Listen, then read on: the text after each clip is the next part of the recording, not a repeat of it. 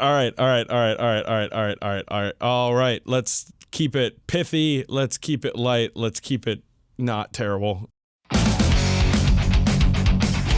Hello, everyone, and welcome to episode 2 of the 40k Badcast. I am Dan Boyd. That is Campbell McLaughlin. We are still your hosts, and guess what? We're still bad at 40k. Campbell, how you feeling? I'm feeling mighty fine. How about yourself? You know what? If astute listeners might be able to tell that I am not feeling 100%. My voice is somewhat gone. I am overcoming some laryngitis, some John laryngitis, and I'm feeling okay. But there's two things I want to get to before we start the show today. The first one is I'm kind of sick, and sorry about that. I will probably feel better and sound better next time, but sorry, too bad. And the second one is it's better than you were like 3 days ago when you sound like Reese had hit second puberty. Oh, you're ready man. to sell some people some commission painting from Frontline. We'll talk about it more when we talk about the Philly APOC wrap up that we're going to do in the show today. But it was really bad. And the second thing is when we started this podcast, we thought, let's try to keep it under an hour, keep it 45 minutes to an hour in length. And last time, the episode, Campbell, would you care to guess how long the episode was? 61 minutes. No, it was 59 minutes and 54 seconds, a whole 6 seconds under the wire. Sliding in right under the clock. Okay, so let's get into it. We're going to start off with the Ospecs as usual and talk about stuff that's on our hobby radar. I'm going to go first because I had a sick day this week, didn't go into work, and I did a couple of, not regimental advisors, but nice little special characters for my Imperial Guard. I did a priest and an astropath. And I was going to say, which priest model? The priest model, the one with the beard and the big chainsaw, the eviscerator. I'll post pictures of them in the show notes since we're talking about them. But this is the reason why I love playing Imperial Guard, is because you can take a break from your normal drudgery of painting, in my case at least, gray tanks and ochre dudes, and paint like a red and black and parchment colored priest, and then a purple and green astropath. It's so much fun to use different colors, so much fun to do slightly different techniques. It's the first time I've ever really painted purple before on a model, and I was really happy with how it came out. So I had a great time. Well, those little advisors are great for a palette cleanser between units and stuff like that. Because when you're painting a sea of power armor or cloth or whatever, it's fun to do something that's way outside of the same textures and colors you're used to working with. Or if you're not so adventurous, you can paint them in the same scheme, and they'll usually look pretty good next to your other dudes too. Yeah, that's what I did with my original regimental advisors, the Master of Ordnance, the Officer of the Fleet, and the Astropath. I painted them different from my Steel Legion, and I loved doing it. I painted the Master of Ordnance green fatigues with black armor, and for a minute I was like, man, I really want to do a green and black Cadian force. That would look so cool.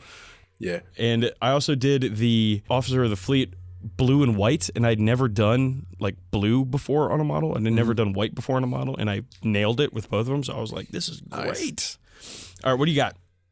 On my painting table, I'm working on blue and white. I got a Land Raider Proteus for my Horus Heresy Ultramarines. That's like... What? It's like halfway done, but holding that thing, it weighs like 6 pounds, so that just starts weighing down your arm after a while. Is it just like a big block of resin? Oh, dude, it's a big brick of resin, but I can get some curls in while I'm painting, so I can really, build up the biceps. Get so swole. I'll look like a Space Marine in a week, I'll tell you. That's what I'm talking about. Working on that, and a handful of Black Templars. I've also got a shitload of little character models and stuff like that I've just been hashing out lately. Black Templars? So, yeah. I didn't know you played Black Templars. I don't, but I will soon. Is this that whole Gathering Storm thing getting into you? It's a happy coincidence. Is it?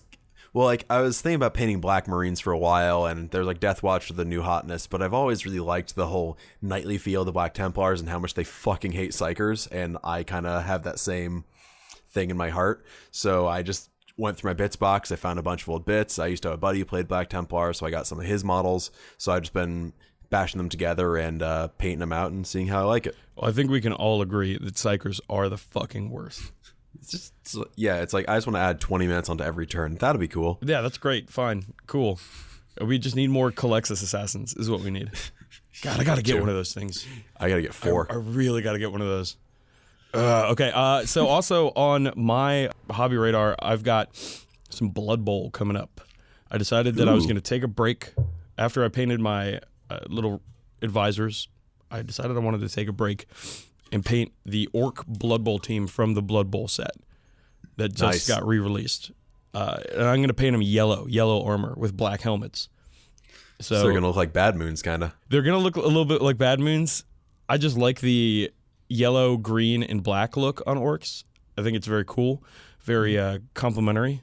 So I'm going to go with that, and I'm really excited to start that project. I'm also going to do, I have the old metal human team in Blood Bowl that was released, I think, in the late 90s. That's an actual 16 model team, and I'm really excited to get that together. I'm going to repaint it. I haven't painted black and white. I'm going to redo them to purple and gray because I had so much fun painting purple the other day that I'm going to do the whole team in it now. If you want to go real nuts, you could go purple and yellow and go for the complementary colors and just have the most garish team out there. I could, but I'm already doing a yellow team, and there was a high school near me growing up that was like our bad guys, our enemies, that was purple and yellow, and I just don't like any teams that are purple and yellow because of that. They'd also kind of echo the Planet Fitness branding, which is pretty fucking awful. Oh, God. Ugh. It's not a gym. Okay, what do you got? Oh, I actually just got my first made to order in today. Oh, what'd you get? I got that really cool Inquisitor with the crossbow pistol and the tall hair and the sword, and then like a week after I bought it, they revealed a plastic Inquisitor with a crossbow pistol and a sword. No. But whatever, it's cool, man. That is still a really cool model. It is. She's got that like towering like French Revolution style haircut too. Yeah, like the updo on top of an updo. Yeah. It's my jam. And then I got a pair of those prodigy looking preachers. Oh yeah. Yeah, they look like they're about to, be some wicked fire starters. But I got a couple of confessed arsonists in this warband. Oh man, I bought so many Prodigy albums in the 90s. I bought one in the 2000s, only one. Oh god. But yeah, I got that and a bunch of I got like the old, I guess he's a flame pistol and looks kind of like Van Helsing. Got that Witch Hunter. Yes. And like Death Cult Assassins and Crusaders, and I just got all the Inquisitorial weirdos I could get. That's awesome. I have no idea when I'll use them or what I'll use them. I know I want to use them in like a Necromunda gang where they'll just all be terrible and all fall off buildings and catch on fire on turn one, but that's what Necromunda is all about. Necromunda is, I think, the second best game after Blood Bowl that Games Workshop has ever made, and I want them to re-release it so bad like they're doing. Hey, did you see this Gangs of Kimura thing? Yeah, I did. It's kind of cool. Okay, so I saw they had like a picture of like the box contents or whatever with the card terrain. And I know that a lot of people were complaining on the internet because people love complaining on the internet about, oh, it's card terrain, it's not that cool. I love the idea of like Gorka Morka, but for dark elves in Kimura. I love the idea, Hellions versus Reavers. And apparently there's some sort of like persistence element to it where you can like have experience and level up and get better. See, that's where it gets interesting. Awesome. Now, I don't know if that's actually the case, but if that's the case, I will get some Reavers or some Hellions or something, and I'll fucking paint those guys because I love those when you bring RPG elements into the tabletop wargame. Yeah, that's what makes you care. That's what makes you think about the game between matches. That's what made Necromunda so great. The best phase of every Necromunda battle was afterwards when you're like, all right, I'm going to the store. What am I going to find? Power fists? Can't afford it. But ammo reload. Or how many of my guys are going to die from infected wounds to their eyeballs. It's great. Dude, you haven't lived in the 41st millennium until a child soldier has thrown a grenade at your crotch. Is it Juves or child soldiers in your mind then? Yeah, they're Juve. It stands for juvenile. That's a child. That's so funny. And the models are even kind of scrawny. Like even the Goliath guys, like the roided out dudes, even their Jews look like scrawny little teenagers. They're fucking child soldiers. That's so funny. I'd never thought about that. All right, I'm all out for Ospecs. Are you ready to move on? One more thing coming up. Do it. That fucking Lord of Change. Holy shit. Oh, man, I forgot about this motherfucker. It is not my model. It is not my army, and I have no desire to paint it, but god damn, it's gorgeous. Okay, if I was a horrible heretic, heathen piece of shit, I would be a Tzinch heretic piece of shit because Tzinch is the coolest of the Chaos Gods. Because, yeah, when you lose, you can say it was all according to plan. You're totally playing in character. Well, also just birds. I like birds, so. Dan Bird. Well, well, you know what? That's for a different conversation for another day. But no, that model is fantastic. It's huge. It's got tons of details. Like, you were telling me when we saw it at the APOC game, like, you'd hate to be a beginning painter looking at that thing being like, how the fuck do I paint this? Dude, I hate to be an experienced painter looking at that going, how the fuck do I paint this? I don't know where I'd start, and I've been doing this for like 15 years. I don't know, man. I think that model is just awesome. It's gorgeous. I don't want to paint it. I can't wait to see one out on the table. That and Magnus. Can you imagine both of them playing a game against Magnus and that Lord of Change? Yeah, 2-4 Bird Bros. Or you throw in those big, giant Bloodthirsters they released last year? Dude, which means there's going to be a Great Unclean one and a Keeper of Secrets coming in after this one, too. Bring me the like huge demon models. It's a case for each model. Oh, yeah. Man, I don't know how the hell you store those things. Magnetize the wings, man. You don't. That's how you store them. All right, so let's move on. We're going to talk about the Philly Apocalypse game we participated in over the weekend. Campbell and I actually hung out, which is weird because we live hundreds of miles away from one another. Campbell, you're up in Boston. I'm in D.C., but we both went to Philly to play Warhammer in a basement. Toy soldiers. Playing toy soldiers with near strangers to the internet is the great uniter of our hobby. It's the best thing possible. So we went. It was, I thought, a really good time. It started out for us. We'll get into it a little bit more, but it started out for us really good, and then it got not so good, and then it got really good again. It was I had a great time. So it was about 15 people were playing with 25,000 points per side, right? It was like 25 to 28,000. I was somewhere in that range, yeah. So around a 50,000 point game, broadly Imperium versus Chaos. I brought 4,000 points, 20 tanks, 11 infantry. Two of the tanks are super heavies. Just a crazy, crazy time. A great looking list. I had them parked in a little corner of the table. I called it the tailgate party. The tailgate party definitely had like 6,000 points, 6,000 points of enemy units come at it. But the tailgate party worked, Campbell. Yeah, that heavy metal parking lot just took up a quarter of the board back there. They could not defeat all the tanks. Our opponents were dropping obliterators between tanks, dropping a Lord of Skulls right between everything. My super heavies did absolutely fucking nothing. The Shadow Sword did one thing. It put a wound on a Demon Prince. Whew. And my Baneblade killed a couple of things.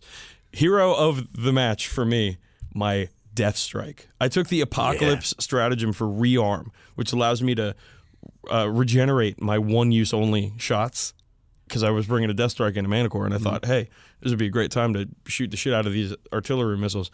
Death Strike. Holy shit, the fucking Death Strike. It took out, on the first shot, a Knight. 2 of those skull cannon things, those Khorne skull cannon things, and also a friendly drop pod on the first shot. We won't talk about that. Sorry, Alex. Second shot, took out 3 obliterators, 4 Demon Princes. Just amazing amount of damage that this little missile did. My artillery tanks were the star of the show. My Basilisk took out the Lord of Skulls. My Manticore took out at least 1 Knight and maybe 2. It was amazing. Yeah. See, I didn't actually know about that second Death Strike missile. Like, I knew you fired it, but I didn't see that happen, so I had no idea those Demon Princes That's what kind of turned the tide. So, listeners, we set up in a corner with a lot of tanks, a lot of things out there, and then on turn 2, they deep struck a ton of demons and demon shooting right in front of us, including the Lord of Skulls. And it did not look good for the heavy metal parking lot.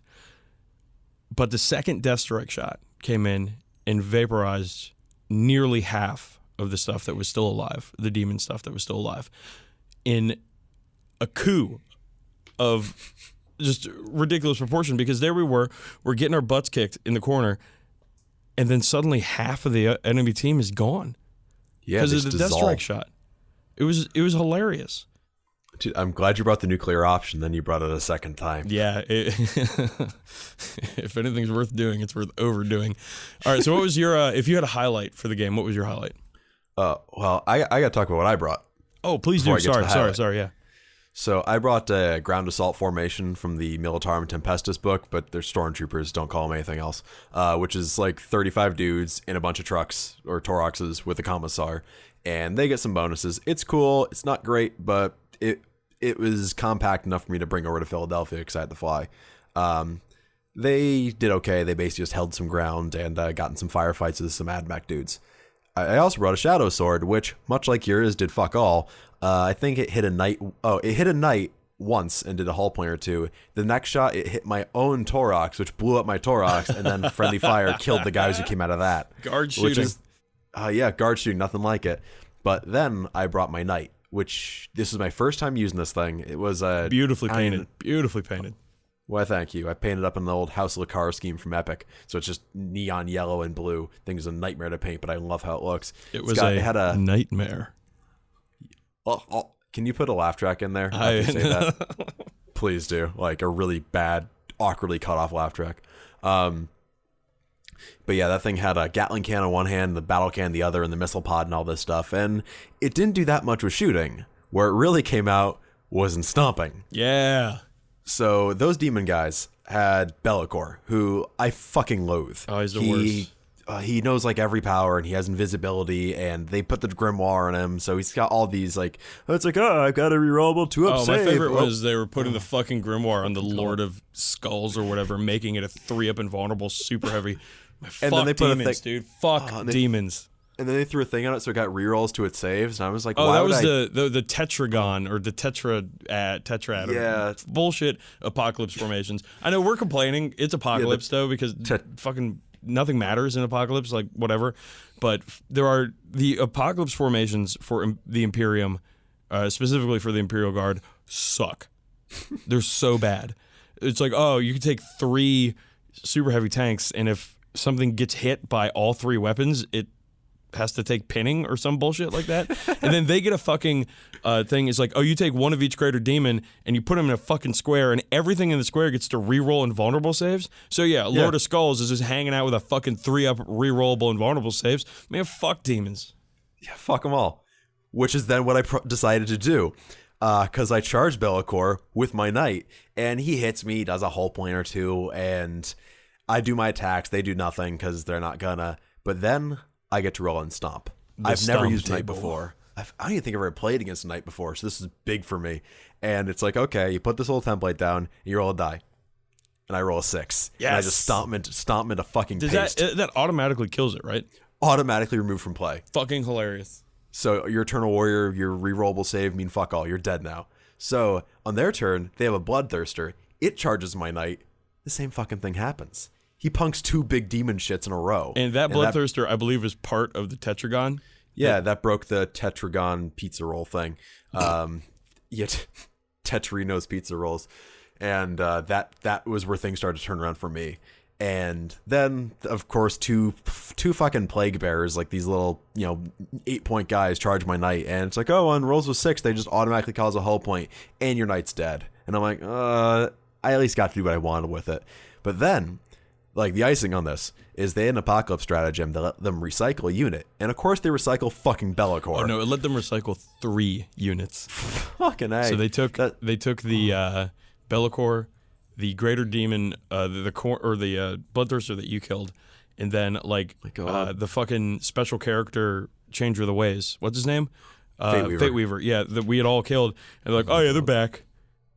Yeah, and then Fate Weaver would just be like every turn, like, I failed my 2-up save, and the guy would be like, gee, I don't know, do I want to re-roll this die? And you start commiserating with people, and I'm just like, you're rubbing it in. You don't know you're doing this, but you're totally rubbing it in right now. Another problem. Anyway, real quick. Another problem with demons is every demon has psychic powers except for the corn ones. They all have different psychic powers. So the guys that were playing demons, the 2 guys, Tom and Brett, really nice guys, really good dudes. They had nothing against them. They Love had them to both. Look at their reference sheets every 5 seconds to see what's this guy's stats? Oh, what's this guy's stats? It just took forever. A shooting phase against them would be like, what's his toughness? 5 minutes later, it's toughness 6.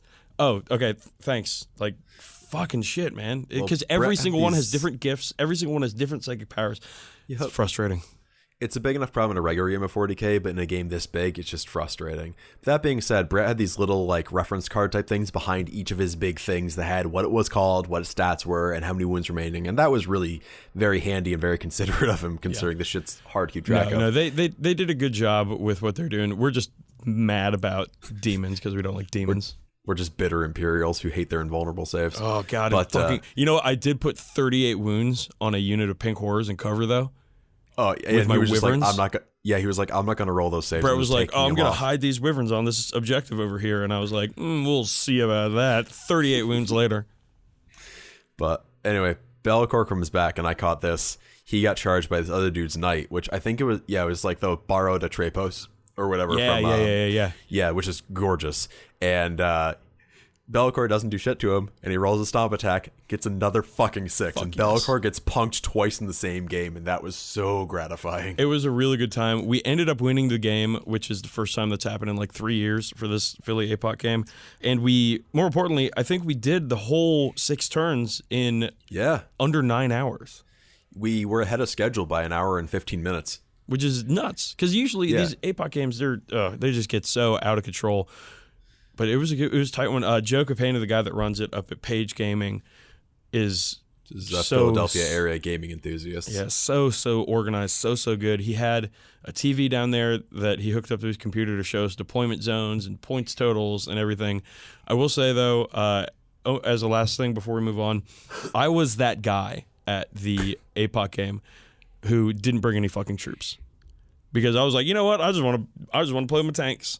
And the scoring, the way it worked, is that until the last game turn, only troops could score. So the heavy metal parking lot in the back there, it was almost perfect. It was a huge target for them to look at and be like, oh, we got to kill all these fucking tanks. Those fucking tanks couldn't score. Yeah, so they could just take up space. All the rest of the troops and whatever are running wild, scoring all these points, while they've got 6,000 points tied up with trying to kill my tanks who can't really do anything. Yeah. So I got to tell you, man, even though we got hammered on that second and third turn, the heavy metal parking lot strategy worked. Dude, heavy metal will never die. Never die. Oh, one more thing. So you guys have been listening to it the whole time. My voice is done. You should have heard it on Sunday when we played. I started out the day speaking fine, but about halfway through, my voice completely died. Hey, Brett, what does a bloodthirster do? I could only whisper. I had no timbre in my voice. I couldn't do anything. So I'm trying to play this apocalypse game with 14, 15 other people in a basement. It's loud. It's kind of smelly. And it's like a 6 by 16 foot table too. So if you're trying to talk to somebody on the other side of the table, you're just not going to hear them. I'm just sitting there being like, hey, I'm trying to shoot at your guy. Hey, Campbell, can you get him? Can you? Oh God. It was bad. It was really bad. I remember I was driving home that night and the song Kiss from a Rose from Seal came on.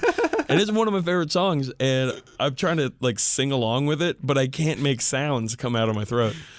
It was really bad.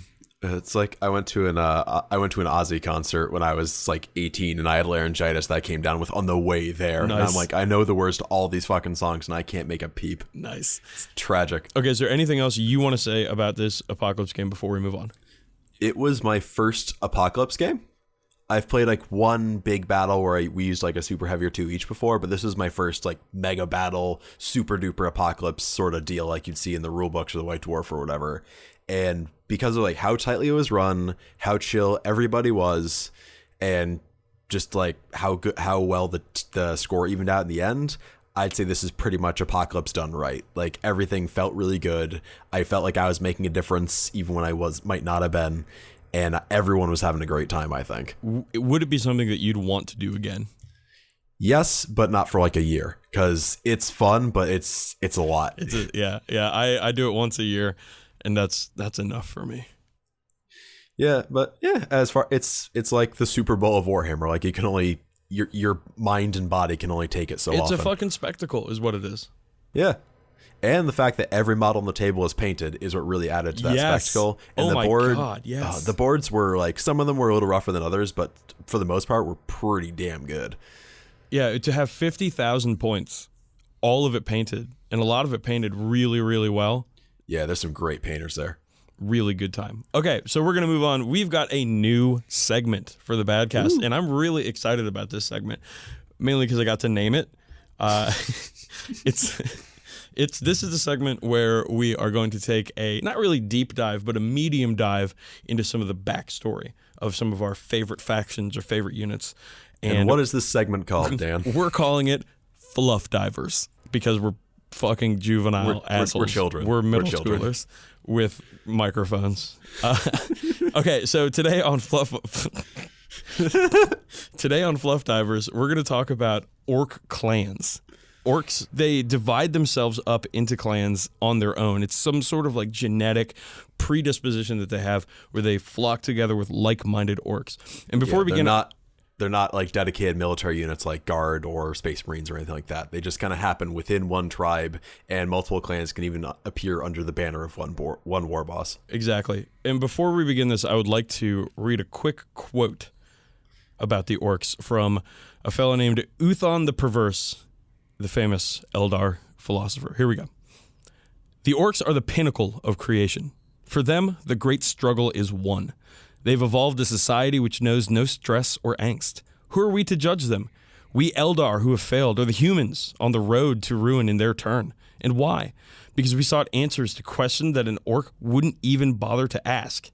We see a culture that is strong and despise it as crude. This is one of the coolest quotes, I think, about the Orcs in Warhammer 40,000, because the Orcs are the only faction that are having a good time in the grim darkness. Oh yeah, if I was alive in the 41st millennium and I could be anything, I would be an orc because it would mean I'm having a good time. Hands down, partying with your buds, getting in fights. It's a pub crawl across the stars. Exactly. You can't beat it. I think the Orcs are, behind Imperial Guard for me, my second favorite then faction in Warhammer 40,000. They're just so cool, have so much character. And in the 90s, they were kind of just goofy and funny and comic relief, but they've kind of taken this turn as this very like hard, mean, unpredictable foe that the Imperium just cannot get their heads around. That's the thing. It's like they're comical when viewed from a distance, and they're terrifying when viewed up close. I think that's kind of the look they've gotten more recently, where they've added a lot more of the silly stuff like the shock attack gun and things like that, but they've still got this brutal, savage look to most of their troops and vehicles. Right. So on the topic of clans, I'm going to do this, and I know I'm going to regret doing this, and I'm going to get a ton of shit for it. Boy. But there's a quote here from Galfaza, who's a Goffard boy, and I'm going to read it. And guess what, Campbell? I'm going to read it like an orc would. You ready? Oh boy. All right, here we go. Each of the clans has their own particular thing, see? The Evil Sons is fast and loves their trucks. The Death Skulls is a bunch of filchers. Bad Moons is snobby and flash. The Blood Axes is a pack of filthy Yumi lovers. And the Snake Bites is just weird. Us Goths is the biggest and the greenest and the meanest, of course. That's what makes us the best bosses. So that's from Galfaza, the Goffard boy, talking about clans. So there are six. First of all, I've got to put in a good word with you with the company I work for. We need more voiceover artists, and that's obviously the voice we need to sell our courseware. Second, I'm used to orcs having kind of the more like the like talking kind of like this, like having more like guttural to it. So that sounded kind of like a guy from Virginia trying to sound like Jason Statham, but I'll take it. Right. That's what I am. I mean, everyone should be channeling Jason Statham at least a little. I'm just trying to work with what I'm given here, man. Okay. God gave you a gift. Right. Okay, so clearly it was voice acting. All right, so the Orcs have 6 clans that we're going to get into, but they also have these non-clan tribes that don't really have any organization, or they're not standalone forces. No, they're within the clans, within tribes, within warbands that don't really have they don't have an affiliation. They are unaffiliated groups of orcs. But some clans kind of fit with them more than others. Yes. All right. And so there are 3 of those, and there are 6 clans, and we're going to break it down, go back and forth. But let's start with the tribes, the unaffiliated tribes. And I'm going to ask Campbell, you to tell me about the Cult of Speed. So the Cult of Speed are firm believers in the meme, adage, what have you, that red ones go faster. They're the ones who build the fastest vehicles, the loudest vehicles, and try to make the most noise as fast as possible and as violently as possible. For instance, the red paint in their vehicles is often blood. The cult of speed is something you'll find in pretty much every orc army every orc clan except for maybe snake bites. Anywhere you have bikers or storm boys or war buggies, anything that moves more than 6 inches a turn, basically, you can kind of trace that to the cult of speed. They fit most in with, I'd say, the evil sons, sharing a lot of the same iconography and also having the same predilection for red. But you'll find them in every army. And a couple of notable cult of speed members include Wazdaka Gutsmech, Ooh, yeah. who may or may not make Bike's troops. I thought he gave Bike stealth. I think that's Tellian. Tellian makes Scout Bike's troops. Oh, he makes Scout Bikes. Feel no pain. And Zadsnark, the Forge World war boss with the that sort of buzzsaw power fist that he's got rocking around. I love things. I think it's got like the belt from an engine on the power fist. It's so cool. That's one of the best models Forge World's ever put out. Yeah, it's huge too. Another type of orc that's not necessarily one of the clans are feral orcs. These are leftovers from a wog that is passed on. Spores get left behind on a planet that the orcs have left, and the feral tribes will grow like a colony from these. They're generally technologically stunted because they don't have that sort of enough orcs or have been there for a long enough time to have that sort of like gestalt technological knowledge just sort of spring out of nowhere. They tend to use boars instead of bikes, and that's B-O-A-R-S, not B-O-R-E-S. Boars as in large pigs instead of bikes, and they use steam power instead of reactors or engines. And they have a lot of unique troops that they have, so I went on the internet to find out about this stuff, hit up Lexicanum and hit up 40k Wiki and stuff, and there is a ton of info about feral orcs out there. Well, they used to have their own army list back in 3rd or 4th or so, and it was weird because it let them take things like Squigoths, which was really cool. It makes a lot of sense with them, but they had BS3. I don't know why they're better shots. But because Squigs, they're just so good at shooting. All right, so they've got targeting Squigs. They have special support characters like Pig Docs, which are halfway between a mech and a pain boy that minister to the boars or the cyborgs that they use in battle, who are big rivals with the Boiler Boys, who run the Steam Gargants, which is the coolest idea ever, a Steam Gargant. Oh God! If I start a brewing company, I'd call it Boiler Boys. Boiler Boys would be a very good name for a brew. So they have brutes, which are like almost knobs. They have trappas, hunters, wild boys. Of course, not Stifo and Crispanius, but orcs that are so feral that they haven't even seen guns before. And they're usually thrown into battle with just their sticks and clubs or whatever. They have to prove themselves before they get guns. They have mad boys, who are orcs that have been driven insane by orc technology. They have the boar boys, who ride boars into battle. And they have herdas and junkas. Junkas are like their truck boys. Yeah. So they also use squigoths and orchiosauruses a lot. Instead of battle wagons, you'd see them riding to battle on one of these enormous squig creatures, crushing and stomping everything on the way. But I'm going to go back to it. I think the coolest thing they have are steam gargants. A steam-powered gargant. I don't think there's ever been a model for that. There was. Really? Was. It was an epic model. Yeah, because I've seen like a lot of the other stuff you talked about. I remember from Second Ed. I do not remember steam gargants though. I saw it last night. I will try to find a picture and post it in the show notes. And I know that. Okay, that sounds fun. Real quick, I know that we said we were going to post a picture of that Sisters of Battle cosplay last time, and we didn't, and people got on us about it. I'm really sorry. Okay, I know I let you guys down, but this time I will try to post a picture of the Steam Gargant in the show notes. But it looks so cool. It's an epic model. It's got like a ton of pipes. It looks. I'm not a really big fan of steampunk stuff, but I love orc stuff, and it looks so cool.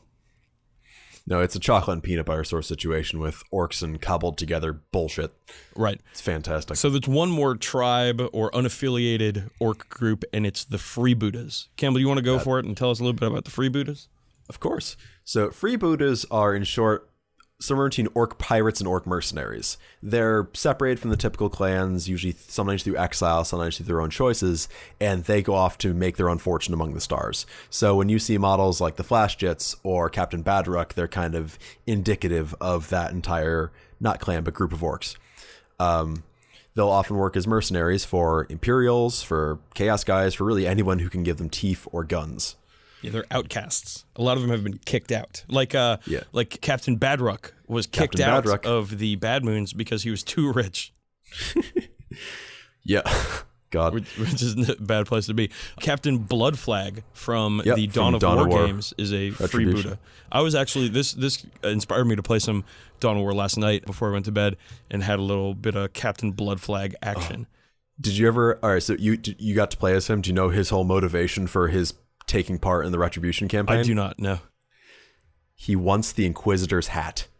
Is that, oh, that's so cool. He just wants a cool new hat, and the Inquisitor has a pretty great hat. That is so fucking funny. It's orky as shit. Oh, that's so great. You also get to hear like a combination between like the Orc Wog kind of voice with like a bit of an Irish accent, and I'm pretty sure they're from an American guy, but it's fantastic. Yeah, because he's like doing the pirate thing a lot. Yep. Oh god, and all those guys like har mateys. Yeah, that kind of shit. So your jits. Freeboot is a unit I've never seen or heard of before, but I think is really cool. Bad Orc Bikers. Bad Orc Bikers? Yeah, like Orc Bikers, like Orc Hell's Angels or something are I guess freebooters, and I would love that. Would be such a cool modeling opportunity. Well, like the old Orc Bikers had that kind of Stahlhelm, like, classic biker look to them, right, before they started getting more Mad Max. Right. Well, I'm thinking more along the lines of like putting together a more Mad Maxy type of Bad Orc Bikers, but harken back to like, those guys, those Vietnam War vet dudes who ride around with their, fucking big ass arms and tattoos and shit and beards and looking badass on their Harley Davidsons. I think that might be a cool. I'm positive that Cromlech makes I actually know that Cromlech and I think maybe Max Mini make heads that will do just that part for any orcs you need it. I might have to check that out. I don't know. I want to do an orc army, but it's God, I have so many other things to do before that. Anyways, so let's talk about the clans. I'm going to go first, and I'm going to talk quickly about the Evil Sons. The Evil Sons are the clan that's most affiliated with the Cult of Speed. They are best known for their love of fast vehicles, loud engines, gasoline, and going fast. Their symbol is a red sun with a mean-looking face with yellow and orange flames going around the side. I think, and it might be from the Cult of Speed, but it might be from Evil Sons. The red ones go faster. I don't know if that originated with Evil Sons, but I know that is one of their big-time beliefs and big-time things. They all paint their vehicles red. They paint all of their war gear red to make them go faster in combat. On the board, they're represented by very few infantry on their own, just tons of bikers, truck boys, mechs, and battle wagoneers. Mm-hmm. They are the guys that all they want to do is go fast, and they're gonna go fast and then get to a fight at the end. Sounds pretty good. Go ahead. Sorry. If you want the Mad Max army, this is the way to go. Yes, totally. These are the guys jumping off trucks onto other trucks and hitting people in the face with yield signs or whatever the fuck that one guy had in Mad Max Fury Road. Really cool thing. Zadsnark, who we talked about earlier, is an Evil Sons war boss. As far as notable orcs go, just one of the most famous and most iconic orc clans, the Evil Sons. What do you got for me? So on the other side on the far other side of it are the Snakebites. These are they're borderline feral, like they're only a few steps away from being feral orcs. But if you're doing a feral orc army, you can kind of play into that. But they're traditionalists. They don't want vehicles. They don't even necessarily need guns. They just want to get up into the face of guys and beat the shit out of them. They're really big on the use of poison, because the initiation rite into the snake bites is to be bitten by a venomous snake, and if you survive, you're tough enough to be a snake bite. So they're a good army if you want a lot of knobs on foot. But they're also big on squig breeding, so squigoths, then all the way from squigoths down to the little squig hopper type things. So I like to kind of imagine snake bites as orc hipsters almost, where they're like, no, we don't need those guns. No, we're going to fight them with rocks. I picture them. Because that's the traditional way. That's the way my father did it. I know the orcs don't really have parents, but... I mean, I picture them more as like the orc crust punks who stick to a paleo diet. Because they're just dirty as shit and they don't want any of this highfalutin carbohydrates. Yeah, they're kind of seeing the orc world through maybe not rose-colored glasses, but perhaps jade-colored glasses. Well, I actually thought about doing a snakebite army at one point, just because I liked kind of the simplistic nature of it, and because it's a great opportunity to use fantasy / Age of Sigmar bits along with the modern 40k ones. You know, they have that fantasy mega boss guy. Yeah. I want to use. Yeah, he's those guys almost perfect. You throw a little bit of guitar wire on him, maybe put make a little bionic eye or something. That's a perfect mega armored war boss. He's huge. Some of those some of those guys like the Iron Jaws. Some of those guys even come with power claws. Like you could totally, or they're unpowered, but they're big lobster claws. Right. Yeah. You could totally do a great Snakebites army using just Age of Sigmar and fantasy models. That would be so cool. Okay, is that it for Snakebites? Yeah, I think it's about it. They don't have that much written about them compared to some of the other clans. All right, so I'm going to talk next about the Goths. The Goths are the biggest and toughest of the orcs. They're the close combat specialists. They're kind of they're like the classic, typical orcs. Right. They are extremely aggressive. They love to fight. They fight amongst themselves all the time. This is where the best bosses come out of Goths, the knobs, the war bosses. All the orcs in charge are usually Goths. Their symbol is a bull's head with horns. They've put horns on everything. Horns on their vehicles, horns on their helmets, horns on their weapons. They dress in black because colors is for wimps and mad boys. They use checks and dags on their armor, white checks and white triangles, but they see camouflage as cowardly. They don't understand why anybody would want to hide from the enemy. They want to get in there and fight as hard and as quickly as possible. Goth armies are usually including tons and tons of foot sloggers, tons of infantry, just great packs of boys running across the table, howling and trying to get into combat. Here's a quick quote that's not in orc voice from the 7th edition Orc Codex. As any self-respecting Goth will tell his boys, fighting for teeth is one thing, but a proper Goth should always be willing to break faces for free. They are the toughest, they are the fightiest, the choppiest, the punchiest of the orcs. And everybody's favorite prophet of the Wog, Gaskul Magur Thraka, is a Goth. The most notable of all the orcs. Mm-hmm. Really cool faction of the Goths. When I was a kid, around 2nd edition 40k, loved orcs, loved the way they looked, loved the Goths, especially for Gaskul. Just really cool faction, mean as hell, all about combat, all about getting in there. Love them. Love the color scheme too, the black and white. Oh yeah, checks and dags. It's just checks and dags for days, and that shit looks great. All right, what you got? I've got the opposite of that one, blood axes. These are the boys I play as, or I play. Do you roleplay blood axes when you play? I IRP blood axes when I play. I take my shirt off, I cover myself in body paint, and I just scream a lot. That sounds like a typical Friday night, but that's still. Good. Sounds like good fun. Yeah. All right, so blood axes are kind of they're the opposite to Goths. They see Goths running and getting themselves killed. They think, why do I want to run and scream and get myself killed when I can run and scream, and then my guys over here can run and scream, and then we'll both attack them at the same time. They're sneaky and underhanded and seen as very un-orky by their other tribes, like the Goths. Tactics and strategy? Yeah. Get out of unheard here. of. Get out of here, that bullshit. Although there's some kind of fluff hints in there that they were maybe meant to be a leader class at one point before getting the shit kicked out of them by the other orcs. Oh my god, the other orcs hate blood axes. Absolutely. They don't trust them. And I mean, orcs fight each other all the time, so for orcs to not trust them, for the orcs to find them so untrustworthy they need to talk about it, that means it's pretty bad. So their big signature unit is Commandos, who aren't that amazing on the tabletop, but got some great models.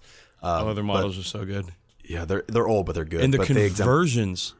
The people, there's so many opportunities. The orc players, the orc players who love playing orcs, the real hardcore ones, are the most creative, and they have the most fun in 40k with their models. Oh yeah. And I remember that one unit of Commandos that's very famous, where like they're all hiding in like barrels or behind trees, or one of them's holding up a crudely painted Space Marine on a board and hiding behind it. Just some of the coolest ideas for the Commandos. Yep. So Commandos typically wear drab colors and camouflage, more things Orcs find un-orky, but that goes with their whole stealthy and more military feel. They're also notable for having a lot of Storm Boys, who are the kind of the rebellious young upstarts in the Orc clans who, instead of being noisy and boisterous, decide to polish their boots and fall into line and do things in a proper military way. Back in the day, it made a little more sense with the models when they looked kind of more like, Nazis. Although now they look like, fighter pilots in meets Mad Max in a pretty cool way. Yeah, great models, great design for the Blood Axes. But for notable Blood Axe minis, you've got Snickrot. Yes. Who is the guy just stalking in the jungles of Armageddon, because while Ghazghkull has left, he has not. He is the only thing that the Armageddon Orc hunters fear. No one can hear him coming, and he's basically the Orc version of Sam Fisher. I love his model, how he has the night vision goggles. Yeah, on his face. He's also, and the chains on his wrists are all the dog tags of the soldiers he's killed. Oh, that's so cool. Yeah, no, that model's incredible, and is it's one of those minis that I think can launch an army, but who's pretty indicative of the Blood Axes as a whole. As for other things they do that are considered unorky, they are frequently used as mercenaries, and it's not uncommon for them to take money and weapons from it, or teeth and weapons from an Imperial settlement that needs help them out, then turn those weapons back on them, because it's hilarious to do that. It would be pretty funny. That comes into play into Guy Haley's Baneblade, where the antagonists in that are Blood Axe Orcs. Oh shit! I didn't know it's Blood Axes. I got to read that book. Oh, it's really good too. Who end up cajoling the governor of the planet that they're trying to liberate into doing some shit for him. It's pretty good. It's pretty cool stuff. Solid. It's a really good book. Listeners, go read it. It's good. Guy Haley, he rocks. We should do a book club on it in the future. We totally fucking will do a book club on it in the future. All right, so let's move on. I want to talk about my favorite Orc clan, the Death Skulls. These guys are the fucking coolest. They are kleptomaniacs. They are looters. They are thieves. They like to take anything off the battlefield. The whole thing for fighting and war for the Death Skulls is not the actual act of fighting. It's what comes after, when they get to go and they get to strip all the bodies and all the corpses of the vehicles and everything, and they get to take whatever they want and use it. They don't just take vehicles and guns and armor and stuff. They take junk, knickknacks, little votive shit from Imperial corpses, all the superstitious shit in case it comes in handy later, because they are the most superstitious of the Orcs. They paint themselves blue because blue is considered a lucky color. Mm-hmm. And I think in the second edition they used to have rules that they were a little bit more lucky than the other Orcs, but not anymore. So they're superstitious, they're kleptomaniacs, and this is the clan that all the other Orcs hate the most, because they steal everything. They're seen as scheming thieves. Anything that's not nailed down, they'll take. Their symbol. Go ahead. But that's proper. That's proper orky. It's super orky. If you can take it from somebody, that's very much fitting with Orc culture. Their symbol is a blue skull with downward-facing horns. They generally have more Grots and Gretchen than other Orc clans, because Grots and Gretchen are good at getting into these machines and things that they steal and loot, while Orcs are too big, or their hands are too big or whatever. They have large mech presence, some of the largest amount of mechs other than maybe the Evil Sons out of any of the clans. They have a ton of Ludas. Ludas are almost always Death Skulls. The unit Ludas with their def guns. And they use a ton of looted vehicles from Imperial, sometimes even Eldar or Tau vehicles they'll use if they can keep the anti-grav stuff going on. Or sometimes they'll just slap wheels on them and say, here you go. They have a beef with tank busters. I love this. They have beef with tank busters because of the way tank busters fight. Yeah. Ruins a perfectly good tank that could be shooting for us with a little bit of tweaking. One of the most notable Death Skulls of all time is Mad Doc Grotznik. Oh, yeah. But no, Death Skulls are the coolest. If I was going to start an Orc army, I would do Death Skulls. Yeah, my one problem is Ludas don't actually do any looting on the tabletop. They're just another fire support unit, kind of like tank busters. I wish they had some kind of mechanic where it was like a closer range unit, and if they killed a unit in close combat, they got like a bonus to their shooting, or they killed a vehicle, they got a chance to commandeer the vehicle or something like that. Yeah, that would be fucking awesome. You could always take Flashjits. Flashjits are pretty good. Oh yeah, no, Flashjits are deadly as hell. I do like Ludas. Ludas are really good when there's no wyverns on the other side of the table. Most things are pretty good when there's no wyverns near side of the table. One wyvern will ruin an entire unit of Luda's day. So I think there's one more clan. Would you like to tell us about it? There is one more clan. Speaking of Flashjits, Bad Moons. Flashjits are kind of one of the emblematic units of Bad Moons. The Bad Moons tribe is the richest and kind of merchant class of the Orcs. Their teeth grow faster than the other Orcs, and the way the Orc economy works is teeth are currency, which is it's kind of genius because you can't hoard them because they decay, so you have to spend them. But every Orc is always growing new teeth, so there's never anyone who's destitute for long. It's kind of beautiful. Yeah, they seem like the 1%ers almost of the orc culture. Well, they are. They're the only ones who can afford gold, or only ones who want gold, because why would you want gold and silver and these malleable metals when you could just have pig iron to make for your choppas and shootas? They are the ones who will gild weapons and gild armor and things like that. They tend to have a lot of flashjits, mega armored knobs, and battle wagons. Because those are the biggest, flashiest, most expensive, and easy to dress up things you can think of for orcs. They tend to have a lot of Gretchen slaves because they need people to maintain their gear and be, field rations. And there's a few notable characters. They used to be kind of like one of the big tribes that everything was painted in back in like 2nd edition and I think the biggest studio army for orcs in 40k right now are Bad Moons. That wouldn't surprise me. It's a great scheme. It's all the bright yellow and then black flames and some checkers and things like that. It's very garish and very flashy and very, very Bad Moons. Yeah. But a lot of the freebooters, because their main motivation is money and material gain, tend to come from the Bad Moons. So, well, there you have it, folks. The orc clans. Some orcs are, again, one of the coolest factions in 40k. Just so, what's the word I'm looking for? Characterful. So interesting. So fun. I really want to make an orc army, man. I really want to do Death Skulls and like loot a bunch of my tanks. Yeah, I did for my blood axes. Yeah, that would be so cool. With my blood axes, I bashed together like a few Toroxes and orc kits and a rhino. So I've got like one big truck like that looks kind of like a tanker truck. I've got a Humvee that I call the Scrum V. It's so much fun. Orcs are a converter's dream. Every single orc army can look completely unique, and I love it. Cool.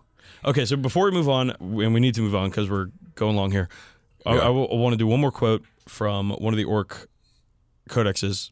Here we go. It's The Lost Wog.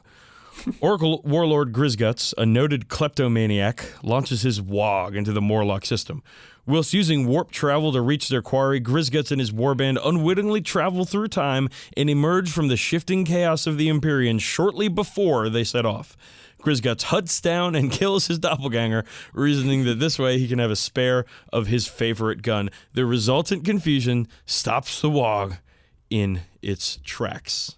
Orcs, ladies and gentlemen. All right, so we're going to move on to our favorite, I guess, segment. We've gotten a lot of love for this segment. It's called Fact or Fan Fiction, where Campbell reads me a passage from either sanctified black library writing or ridiculous fan fiction from the internet, and I get to guess which one it is. Campbell, are you ready?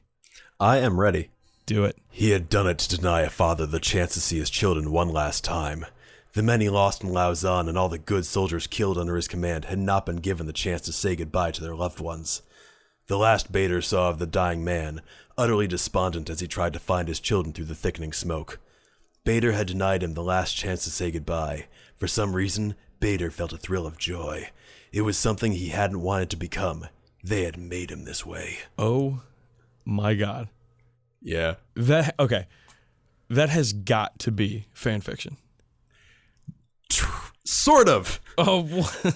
So it's from Flesh and Iron by Henry Zhao, which the whole book isn't he a black library writer? He is. But that passage is plagiarized almost word for word from an Iraq War memoir called House to House by David Bellavia, where it describes everything that just happened. It's let's see. But also to deny their father a chance to say goodbye. My brothers who died in the field got no such opportunity to say goodbye to those they loved, and I will afford none to this man. Their father, utterly despondent as the white smoke filled the air around him.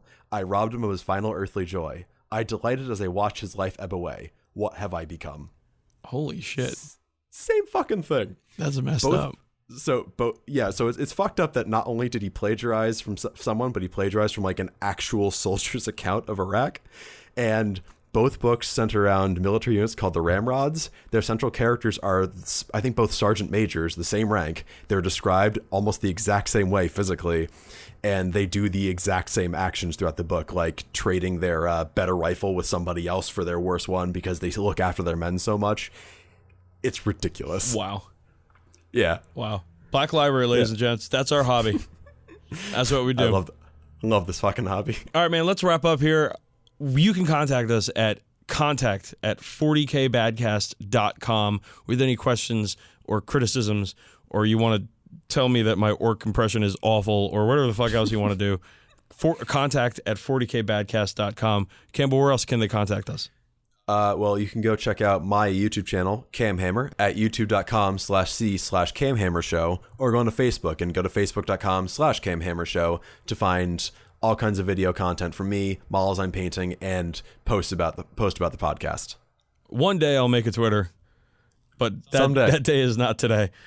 So let's finish this up with an inspirational quote. Camel, take it away. The Orcs plague the galaxy from end to end with their ceaseless warring and strife. They're a race rooted so deeply in war that peace is utterly incomprehensible to them. They cannot be bargained with or bought, save with weapons that they will inevitably turn against those who tried to bribe them. I pray with all my faith that some great catastrophe will annihilate them, but I fear that ultimately it is they, not we, who shall rule the galaxy. Chilling stuff. Thanks again for listening to the 40k Badcast, everybody. My name is Dan Boyd. That guy is Campbell McLadybug, and we'll see you next time.